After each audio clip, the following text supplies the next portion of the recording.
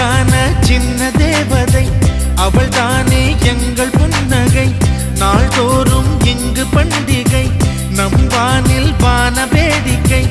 இது போல சொந்தம் தந்ததா இறைவாவா நன்றி சொல்கிறோம். உனக்கேதும் சோகம்